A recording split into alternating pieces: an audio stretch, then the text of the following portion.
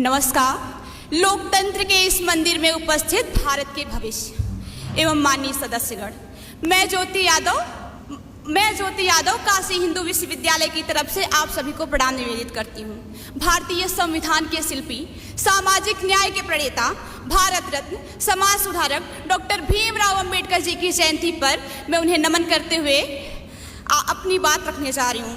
कभी अंबेडकर जी ने कहा था कि शिक्षा शेरनी का वह दूध है जो पिएगा वह दहाड़ेगा, पर जब इनका जन्म 14 अप्रैल 1891 को महू में हुआ था तो उन्हें शिक्षा रूपी शेरनी का दूध इतनी आसानी से नसीब नहीं था। उन्हें बचपन से ही सामाजिक भेदभाव एवं छुआछूत का सामना करना पड़ा। उन्होंने इस समाज की विसंगतियों को ही अपना हथियार बनाया, जिसकी बदौलत उनकी शिक्षा की धार आज संपूर्ण विश्व में गूंज रही है। इन्होंने बताया कि कागज और कलम की ताकत दुनिया की हर एक ताकत से बड़ी है।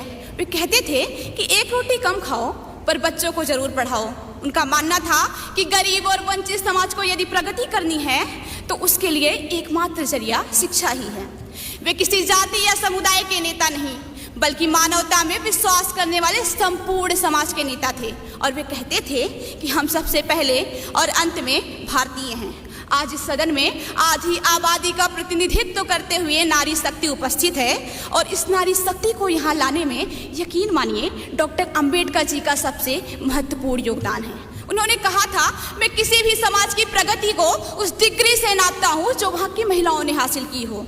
उन्होंने कहा था, मैं उस धर्म को मानता हूँ जो स्वतंत्रता, समानता और भाईचारा सिखाता हो, और इसके लिए उन्होंने जीवन पर्यंत कार्य किया।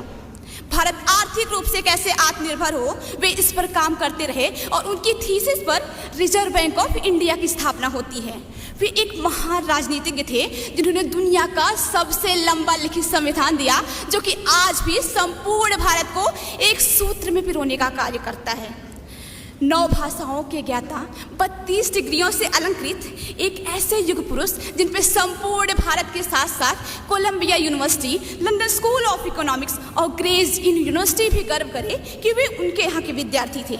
मुझे यह बताते हुए अत्यंत गर्व की अनुभूति हो रही है कि मैंने उस धरा पर जन्म लिया है जहाँ पर कभी एक ऐसे महापुरुष का उदय हुआ था जिनकी प्रतिमा आज कोलंबिया यूनिवर्सिटी की लाइब्रेरी में लगी है, और उनको यूनिवर्सिटी ने the founding father of modern India and the great social reformer की उपाधि दी है।